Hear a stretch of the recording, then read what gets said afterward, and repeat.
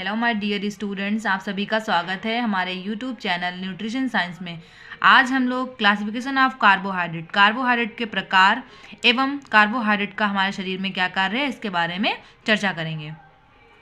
Classification of carbohydrate का वर्गीकरण। हमारे शरीर में 3 प्रकार के कार्बोहाइड्रेट पाए जाते हैं, मोनोसेक्राइड्स, ओलिगोसेक्राइड्स यानी कि डाइसेक्राइड्स और पॉलीसेक्राइड्स। कार्बोहाइड्रेट को 3 भागों में वर्गीकृत किया गया है। पहला है मोनोसेक्राइड, डाइसेक्राइड्स और पॉलीसेक्राइड्स। हमारे मोनोसेक्राइड्स के अंतर्गत आता है ग्लूकोज, फ्रक्टोज, गैलेक्टोज। उसके बाद में आता है मैनोज। ओलिगोसेक्राइड्स यानी डाइसेक्राइड्स के अंतर्गत सुक्रोज, माल्टोज और लैक्टोज आता है। पॉलीसेक्राइड्स के अंतर्गत स्टार्च, डेक्स्ट्रिन, ग्लाइकोजन और सेल्यूलोज आता है। अब बात करते हैं मोनोसेक्राइड्स की। मोनोसेक्राइड्स क्या होते हैं? ये कार्बोहाइड्रेट की सरलतम इकाई हैं। इन रासायनिक इकाइयों के संयोजन से जटिल कार्बोहाइड्रेट अणु बनते हैं। इनकी मुख्य विशेषता यह है कि ये हाइड्रोलाइसिस की क्रिया करके उन्हें विभक्त नहीं किया जा सकता है। मोनोसेक्राइड्स को हेक्सोज भी कहते हैं। जो मोनोसेक्राइड्स होते हैं ये सिंगल बॉन्ड के बने होते हैं, इनमें डबल बॉन्ड नहीं होता है, इसीलिए इन्हें मोनोसेक्राइड्स बोलते हैं। मोनोसेक्राइड्स को हेक्सोज भी कहते हैं। कारण यह है कि ये 6 कार्बन परमाणुओं की श्रृंखला द्वारा निर्मित होते हैं। सभी हेक्सोज में कार्बन व ऑक्सीजन के 6 परमाणु व हाइड्रोजन के 12 परमाणु सामान्य रूप से पाए जाते हैं। इस प्रकार इनका सूत्र C6H12O6 होता है, यानी कि कार्बन के 6 अणु, हाइड्रोजन के 12 अणु और ऑक्सीजन के 6 अणु मिलाकर के मोनोसेक्राइड्स का निर्माण करते हैं। मोनोसेक्राइड्स में 3 प्रकार की कार्बोज का अध्ययन किया जाता है जो निम्न है। पहला है ग्लूकोज। रासायनिक दृष्टि से ग्लूकोज कार्बोहाइड्रेट की सबसे सरलतम इकाई है। कभी कार्बोज पाचन के बाद अंततः ग्लूकोज में परिवर्तित हो जाते हैं। कार्बोज की रक्त शर्करा, ब्लड शुगर भी कहते हैं, कार्बोज को ब्लड शुगर भी कहते हैं। ग्लूकोज की उपस्थिति मीठे पके हुए फल जैसे अंगूर, शहद, गाजर, शलजम व शकरकंद आदि में होती है।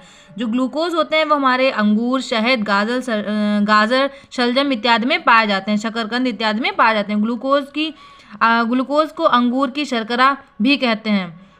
सभी हेक्सोज मोनोसेक्राइड्स का सामान्य सूत्र C6H12O6 होता है। जितने भी हेक्सोज यानी मोनोसेक्राइड्स होते हैं सिंगल बॉन्ड के जो बने रहते हैं, उन सभी का रासायनिक सूत्र जो होता है वो एक समान ही रहता है, जिसमें कार्बन के 6 अणु, हाइड्रोजन के 12 अणु और ऑक्सीजन के 6 अणु पाए जाते हैं। कार्बोज के मोनोसेक्राइड्स का रासायनिक सूत्र इस प्रकार समझेंगे जो कि ग्लूकोज का है। इस तरीके से जो है ग्लूकोज का रासायनिक सूत्र रहता है। कार्बन की श्रृंखला पर सभी हाइड्रोजन के परमाणु और हाइड्रोजन और ऑक्सीजन के परमाणु जुड़े रहते हैं, जो कि कार्बन श्रृंखला से जुड़े रहते हैं। अब बात करते हैं फ्रक्टोज की। फ्रक्टोज ग्लूकोज के समान ही यह भी एक सरल कार्बोज है, परंतु ग्लूकोज में यह कुछ अधिक मीठी होती है। जो ग्लूकोज के समान ही फ्रक्टोज भी एक सरल कार्बोज होता है, परंतु ग्लूकोज से कुछ अधिक मीठा होता है। फ्रक्टोज ग्लूकोज से कुछ अधिक मीठा होता है। यह ठोस, रवेदार व पानी में घुलनशील है। ये वाटर सॉल्युबल होता है, पानी में आसानी से घुल जाता है। इसे फल शर्करा यानी फ्रूट शुगर भी कहते हैं। अधिकतर ये शुगर जो फ्रक्टोज होता है वो फलों में पाया जाता है, इसीलिए हम इसे फ्रूट शुगर भी कहते हैं। ग्लूकोज के समान पके फल, पौधों का रस व शहद आदि फ्रक्टोज की प्राप्ति के मुख्य साधन हैं। फ्रक्टोज भी ग्लूकोज की भांति ग्लाइकोजन के रूप में लीवर में संचित रहता है। हमारी बॉडी में ग्लूकोज, फ्रक्टोज सभी चीजें जो होती हैं वो ग्लाइकोजन के रूप में हमारे लीवर में संचित यानी स्टोर होकर रहती हैं। ग्लूकोज का रासायनिक सूत्र इस प्रकार से होता है। ये भी कार्बन श्रृंखला से हाइड्रोजन परमाणु और ऑक्सीजन हाइड्रोजन के परमाणुओं से जुड़े रहते हैं। इनका भी रासायनिक सूत्र समान ही होता है, C6H12O6 यानी ऑक्सीजन के 6 परमाणु। ये फ्रक्टोज का रासायनिक सूत्र है, इसे हम श्रृंखला भी बोलते हैं। सभी मोनोसेक्राइड्स का सामान्य सूत्र एक ही होता है, परंतु इनके स्थानों में कार्बन श्रृंखला पर हाइड्रोजन व ऑक्सीजन के परमाणुओं के भिन्न भिन्न स्थानों पर जुड़ने के कारण इनमें विभिन्नता पाई जाती है।